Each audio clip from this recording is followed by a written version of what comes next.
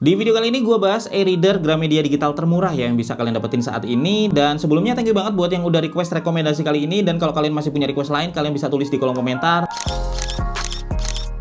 Hai guys, gue Febian dari Kepoin Tekno, dan e-book reader atau e-reader termurah yang bisa kalian pakai buat baca Gramedia digital, Kindle, Playbooks, atau bahkan juga file-file e-book ya secara langsung dari berbagai macam format adalah Bookspoke for Lite. Dan ini harganya 2,4 jutaan. Ini seri paling murah ya dari Onyx Books Reader, dan basisnya dia pakai Android, jadi kalian bisa install berbagai macam aplikasi baca dari Google Play Store ya. Dan kayaknya sih nyaris apapun aplikasi baca atau layanan baca yang kalian pakai ya, itu bisa dibaca di e-reader ini. Dan ini masih lebih murah, sekitar 250.000 ya untuk harganya dibandingkan dengan Book 3 yang punya ukuran layar sama di ukuran 6 inch. Nah, ini gue dapet dari Youthmart yang emang jual produk-produk e-reader resmi ya dari Onyx. Kalian bisa cek aja link pembeliannya di deskripsi video ini guys. Ada yang warna hitam dan warna putih. Oh ya, kalau di Youthmart itu kalian langsung bundling ya sama flip case-nya kayak gini, dan flip case-nya ini free.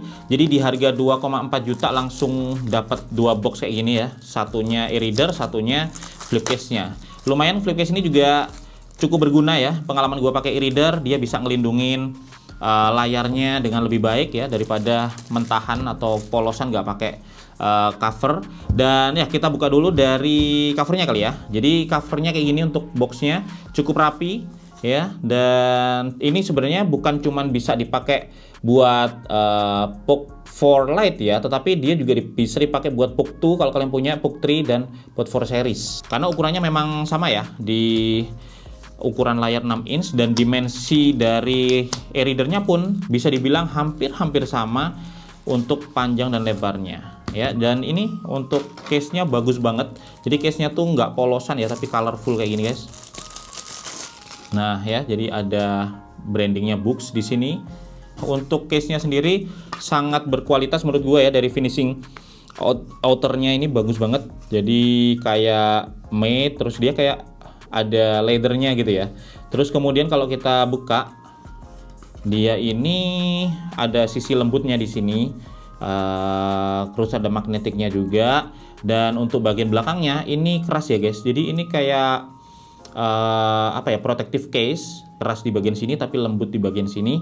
Dan ini dia untuk box dari Bookspoke for Lite. Ya, ini tertulis di sini 6 inch untuk layarnya, persis dengan Book 3, Book 3 ya, Book 2 juga sama, dan masih segelan. Jadi coba kita buka. Nah, ini dia. Dan ini yang warna putih ya. Dan sebenarnya emang cukup menarik nih untuk e-reader yang warna putih kayak gini. Kita lihat lagi nanti ya. Untuk aksesoris yang kita dapetin itu ada kabel chargernya. Kabel chargernya ini kayak kabel charger HP biasa ya, jadi cukup panjang, dan dia udah pakai USB Type C, jadi dari Type A ke Type C ya. Meskipun dia versi yang light, yang paling murah, tetapi ternyata udah pakai Type C, dan itu bagus banget kalau sekarang karena udah jadi standar. Terus ini kita dapat kartu garansinya, terus dapat juga untuk beberapa panduan singkatnya. Dan ya, itu yang kita dapetin, cukup simple ya yang kita dapetin, nggak terlalu banyak. Dan di sini langsung aja kita buka ya. Untuk e-readernya sendiri juga masih disegel sangat rapi. Nah, ini kalau kalian beli e-reader sih sangat menarik ya kalau beli yang putih kayak gini. Ini bagus banget, clean. Dan kalau dipasang dengan case-nya itu jadinya kayak gini guys. Cakep banget ya, kayak notes kecil atau buku kecil, buku-buku yang seukuran pocket nih ya. Sebenarnya secara setup sendiri ini sama aja kayak tablet Android pada umumnya, cuman karena dia bawaannya Google Play Store-nya ini belum aktif guys. Jadi nanti kita akan aktifkan secara manual ya Google Play Store-nya. By default dia nggak ada, tetapi aktivasinya juga gampang. Gua tunjukin di sini sebentar lagi. Pertama kita pilih bahasa ya, kayak di setup Android seperti biasanya. Time zone. Nah, ini kita bisa atur auto sleep-nya, juga power off-nya berapa lama ya. Kita biarin default aja. Untuk drop down-nya mau tradisional atau horizontal speed, biarin aja semuanya ya, pakai default-nya. Nah, proses setupnya cepet banget. Jadi cuman gitu doang dan dia langsung udah masuk ya ke library. Library ini tempat buat kalian kalau punya file ebook kalian masukin ke sini, itu bakal muncul di sini semua. Nah, dia juga bisa terkoneksi ke internet ya melalui WiFi. Terus juga ada koneksi Bluetooth ya. Bluetooth ini bisa kita pakai buat ke kayak misalkan kalian pakai Bluetooth earphone ya buat dengerin podcast atau buat dengerin audiobook, itu bisa dari sini guys. Dan dia udah support Wi-Fi 5 GHz juga ya. Jadi nggak cuma 2,4 GHz, 5 GHz pun udah disupport. Oh ya guys, dia ini berbasis Android 11 ya. Jadi kalau POC3 kan Android 10, terus kemudian POC2 itu Android 9. Kalau POC4 Lite ini meskipun dia lebih murah harganya, dia di Android 11. Udah cukup lebih fresh lah ya, dan di sini udah langsung ada update-nya. Jadi kita download dan kita install dulu supaya kita bisa review di versi firmware yang paling baru. Dan ini juga salah satu hal yang paling gue suka ya dari e-reader keluaran dari Onyx Books ya, karena dia ini cukup rajin dalam rilis update. Jadinya firmware ini terus diupdate meskipun kayak POC2 gua itu udah lama, tetapi tetap dapat firmware juga, dan itu bagus ya karena selain nambahin fitur baru juga banyak bugs-bugs yang diberesin di update-update-nya ini. Nah, ini proses update-nya udah selesai ya. Jadi kita udah ada di firmware yang paling baru dan kita mau lanjutkan untuk proses setupnya, yaitu untuk mengaktifkan Google Play Store-nya. Karena memang di sini by default itu Google Play Store-nya belum aktif guys ya. Jadi memang ada App Store bawaan di sini ya. Tapi App Store-nya tentu nggak selengkap dari Google Play Store yang memang semua aplikasi ada di sana. Jadi untuk Gramedia Digital dan lain-lain itu adanya di Google Play Store yang harus kita aktifkan dulu. Dan caranya ini gampang banget ya. Jadi kita tinggal buka aja di tab apps ya, terus kemudian di pojokan sini ya yang more ini kita tap. Nah, di sini ada app management. Nah, di situ kalau kita swipe ke bawah guys, itu ada enable Google Play. Jadi ada di sini ya opsinya, kita tinggal aktifkan aja, ditekan on, dari off kita ubah ke on ya, dan di sini bakal enabling Google Suite. Kita tinggal ikutin aja wizardnya ya, prosesnya kita ikutin dan bakal muncul halaman kayak gini guys untuk sign in ke akun Google kalian. Jadi tinggal sign in aja. Nah, ini ada detail bahwa this device isn't Play Protect certified, nggak masalah karena dia memang nggak tersertifikasi ya, tetapi kita tetap bisa pakai dan aktifkan ya dengan mengaktifkan GSF ID. Jadi kita tinggal tap aja di GSF ID-nya ini, register aja, dan setelah register Google Play Store bisa kita pakai di Books POC4 Lite ini. Nah, setelah selesai kalian bisa lihat sendiri ya, di sini udah ada Google Play Store-nya, dan kalau kita tap dan login, kita udah bisa langsung dibawa ke Play Store untuk download berbagai macam aplikasi yang kita butuhkan, termasuk juga Gramedia Digital. Dan ini merupakan salah satu kelebihan besar ya dari e-reader berbasis Android kayak Books POC4 Lite ini. Jadi kita nggak terbatas buat Kindle aja atau yang lainnya, tetapi apapun yang kita butuhin ya, aplikasi atau layanan baca apapun yang kita pakai itu bisa kita install di sini. Nah, ini udah gua install guys beberapa aplikasi ya dari Google Play Store. Di sini ada Gramedia Digital, Kindle, Kobo Books, ada Playbooks juga, dan kalian juga bisa install aplikasi apapun yang kalian butuhkan ya dari Google Play Store di sini. Dan ya, tampilan layarnya kayak gini ya. Ini layar 16 inch dan dia resolusinya sebenarnya lebih kecil guys daripada POC3 ya, atau juga POC2. Karena layarnya ini pakai resolusi 758 x 1024 pixel. Ya, dia lebih kecil sedikit dari POC3 misalnya yang pakai 1072 x 1448 pixel. Tapi memang harganya lebih murah, dan dia juga belum ada detail glass protection-nya ya, karena kalau yang di POC3 kan udah ada Asahi-nya. Tetapi dia udah sama-sama punya snow field. Jadi kalau kita lihat ya di Kindle misalnya, dia bisa refresh halaman tanpa harus full refresh, dan itu bisa kita ganti-ganti sendiri sih ya untuk settingnya. Misalnya kalau kalian lihat di sini untuk tampilannya kayak gini guys ya. Jadi ini salah satu kelebihan dari e-reader yang pakai e-ink Karta display. Jadi tampilannya tuh kayak kertas beneran, kayak buku beneran, dan dia nggak nge-glare, dan dia hemat baterai juga. Dia ini nggak sakit ya di mata, buat baca tuh enak banget kalau kalian lihat tuh ya, kayak kertas buku beneran. Dan yang dimaksud dari Snowfield di sini itu dia bisa pindah halaman tanpa harus full refresh. Jadi di sini ada beberapa pengaturan sebenarnya kita bisa pakai ya. Nah, di sini ada normal, ada speed, ada A2, ada X. Ini sebenarnya menentukan seberapa cepat halaman berubah. tanpa harus refresh layar. Jadi kalau misalkan normal itu kayak gini, kualitasnya paling bagus ya ini kalau yang normal kayak gini. Jadi kalau kalian lihat tampilannya tuh nggak ada shade-nya, terus dia juga clean. Tapi kalau kita swipe dia butuh full refresh, jadi kayak ada waktu yang dibutuhin gitu guys ya. Tetapi di sini ada juga beberapa pilihan lain, sesuaikan aja sama kebutuhan kalian. Gue suka yang normal sih karena gue seneng baca tulisan yang lebih jelas ya. Untuk speed ini sebenarnya pilihan defaultnya karena dia juga ada di tengah-tengah ya, shade-nya atau shadow-nya itu nggak terlalu banyak sebenarnya, dan proses swipe-nya jadi lebih clean, lebih bersih. Ini mungkin bisa jadi pilihan yang compromise ya, jadi pilihan yang terbaik antara kualitas dan kecepatan. Dan di sini bisa juga kita ganti yang A2, ini lebih cepat lagi proses untuk refreshnya tanpa harus refresh, tapi dia sedikit berbayang kadang-kadang ya.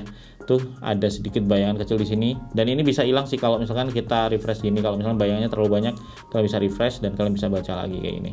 Dan yang paling cepat lagi di sini ada juga X mode. Nah, X mode ini refreshnya cepat banget ya tuh. Jadi kayak dia tuh kayak parsial aja, nggak perlu refresh layarnya. Jadinya secara performa dia paling responsif ya untuk pindah-pindah halaman, dan pindah halamannya juga smooth, tetapi memang ada sedikit shadownya kadang kalau kita baca di sini. Tapi ya nggak terlalu mengganggu sih guys. Kadang kan kalau kita baca buku beneran itu kan ini ya apa namanya, ada kayak memang bayangan-bayangan dari printingnya ya, mirip-mirip kayak gitu aja. Kalau misalkan di buku yang kertasnya tipis kan kadang ngebayang, nah mirip kayak gitu. Kalian bisa bebas pilih yang mana. Untuk yang pengen ya tengah-tengah, kalian bisa pilih speed aja. Dan tampilan layarnya kayak gini, menurut gua meskipun resolusinya dia lebih kecil daripada yang PUBG 3 atau PUBG 2 ya, atau mungkin PUBG 4 nanti yang harganya sedikit lebih mahal dari PUBG Lite ini, itu di mata sih nggak gitu beda ya kelihatannya dari sisi perbedaan resolusi, karena memang untuk e-reader kayak gini kan ya buat baca-baca buku yang mostly text ya, nggak ada gambarnya dan juga hitam putih, jadinya ya nggak terlalu kelihatan sih kalau misalkan resolusinya ini sebenarnya sedikit lebih kecil. Bahkan kita lebih untung karena dia lebih murah gitu ya. Terus kemudian dia juga udah multi touch screen ya, jadi bisa zoom in zoom out, pakai multi touch dan yang lainnya ya. Terus ya palingan itu sih ya kalau untuk layarnya, nggak terlalu beda dengan e-ink Karta display yang lain. Ya intinya kalau e-reader gini pakai layar seperti ini ya tujuannya biar mata kita nggak sakit, tujuannya juga biar kita betah baca, karena kalau baca itu kan nggak bisa sejam 2 jam ya, kadang kalau kita lagi seneng baca bisa lama banget, dan bukunya juga kadang tebel banget, dan itu bisa kebantu sama layar e-reader yang pakai e-ink Karta display kayak ini guys ya. Terus kemudian untuk bodinya sendiri, dia ya secara desain gue suka sih desainnya ini, apalagi yang warna putih, dia kelihatan kayak clean banget ya, clean dan premium banget. Terus kemudian untuk bezelnya, dia sebenarnya untuk reader ya standar aja, meskipun kalau kalian bandingin sama tablet dan HP ya bezel segini kan tebel banget, tapi kalau reader tuh ya memang enak bezel segini, karena kita kadang pegang ya, pegangnya kayak gini, pegang kayak gini, itu tangan masih bisa hold di bezelnya ini, nggak ke layar-layar. Terus kemudian kalau kita lihat ya secara tampilan, ini yang putih clean banget, bersih banget. Dia cuma ada branding books di belakang sama di bawah sini, itu pun samar ya. Jadinya gue seneng banget yang warna putih ini daripada yang warna hitam ya, meskipun ya itu tergantung selera. Nah kalau untuk ukuran ini sangat mirip ya dengan books PUBG 3 atau juga PUBG 2 yang udah dirilis lebih awal ya, dan harganya sedikit lebih mahal. Bahkan untuk panjang dan lebarnya ini juga sama persis, dengan lebar 107 mm dan panjang 153 mm. Bedanya cuma ada di tebal, dimana PUBG 4 Lite ini lebih tebal ya dengan 7,1 mm dibandingkan dengan PUBG 3 yang di 6,8 mm. Tapi di tangan dia nggak terlalu kerasa beda ya, karena memang perbedaannya cuma tebal 3 mm aja. Makanya untuk case-nya sendiri dia masih sama, case ini bisa dipakai di PUBG 3, PUBG 2 dan juga di PUBG 4 Lite ini. Dan beratnya pun sama, dia beratnya 150 gram ya, dengan ukuran 6 inch dan berat cuma 150 gram.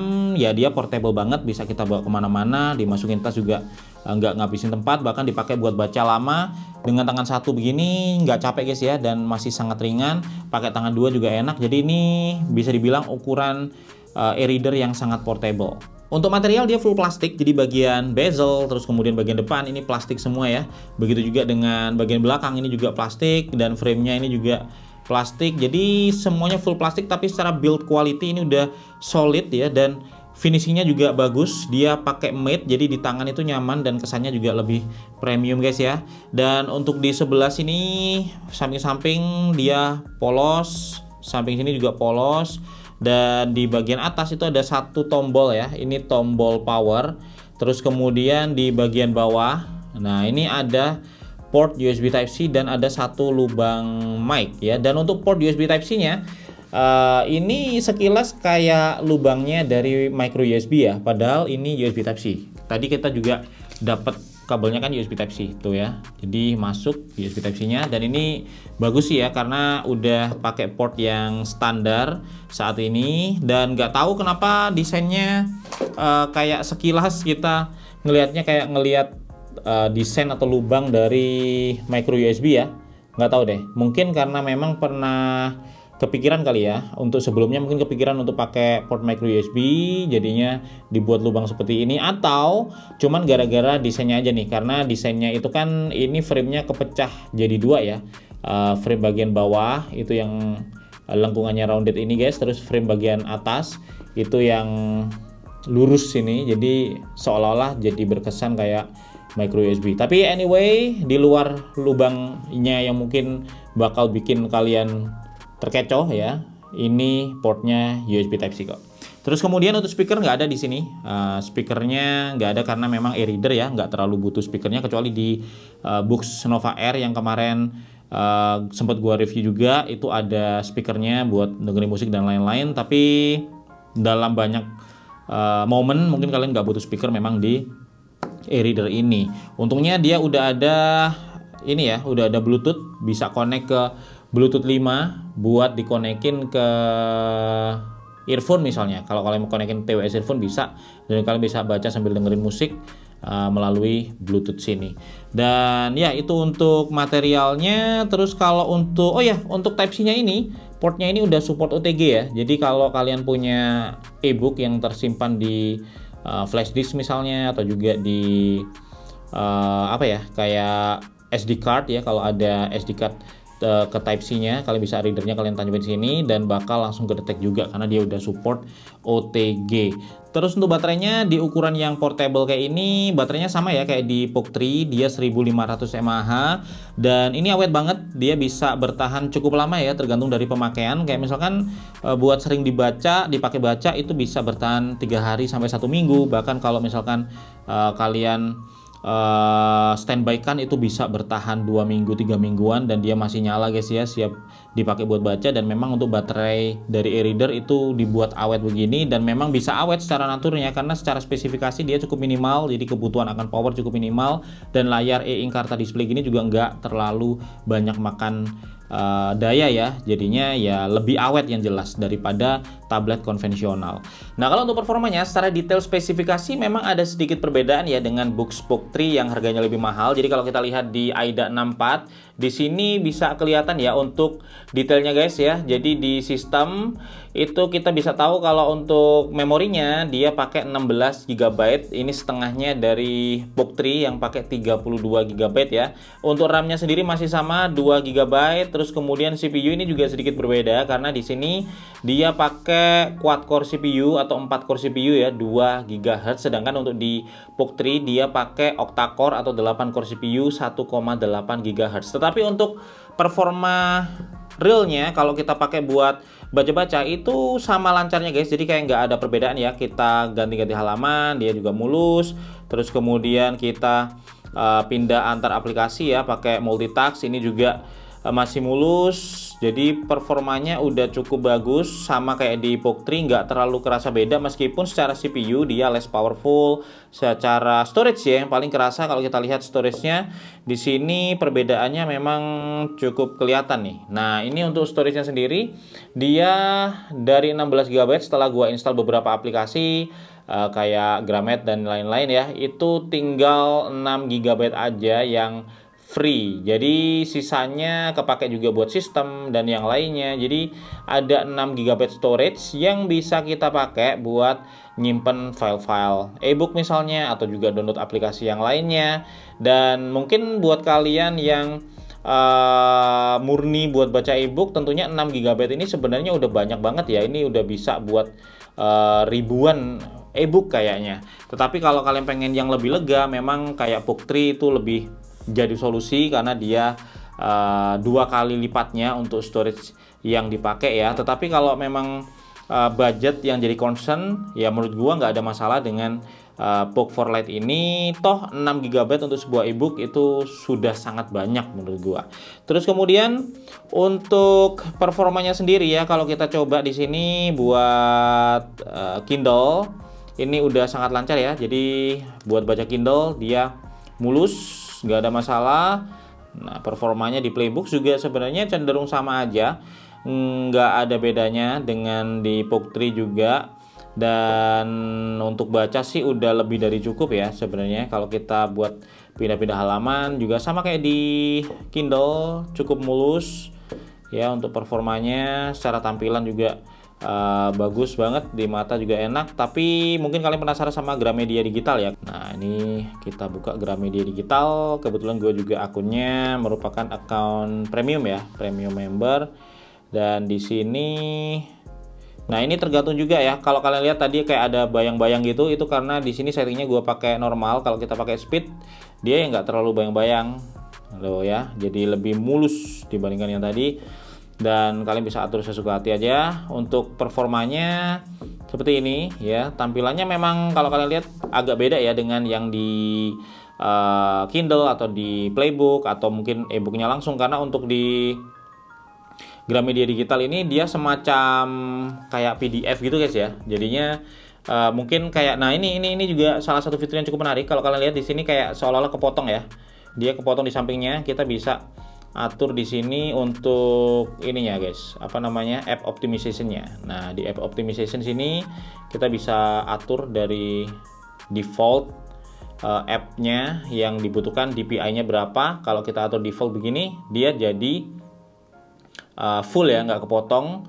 Cuman memang ini tuh dari sisi Gramedia aplikasinya memang dia nggak pakai kayak format EPUB atau format Mobi ya, yang memang bisa responsif menyesuaikan ukuran layar. Jadi dia ini kayak scan-scanan gitu guys ya, kayak PDF yang di scan.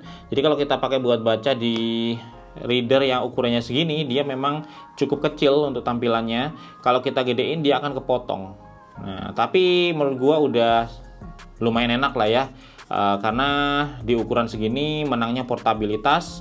Dan meskipun ngebacanya teksnya jadi agak kecil-kecil, tapi ya itu kompromi yang perlu kita ambil untuk sebuah e-reader yang compact kayak gini. Untuk performanya sendiri kalau kita pakai buat browsing ya sama aja ya kayak di tablet Android pada umumnya. Cuman ya experience-nya e-reader, warnanya hitam putih, terus kemudian untuk refresh layarnya dia butuh waktu ya.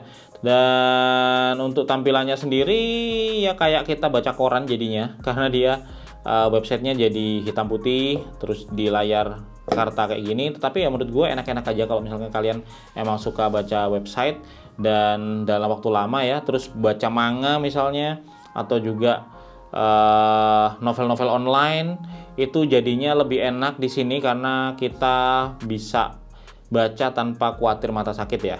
Nah, sekarang untuk platformnya, di sini dia udah pakai Android 11 dengan tampilan yang sebenarnya nggak beda sih ya sama seri book sebelumnya.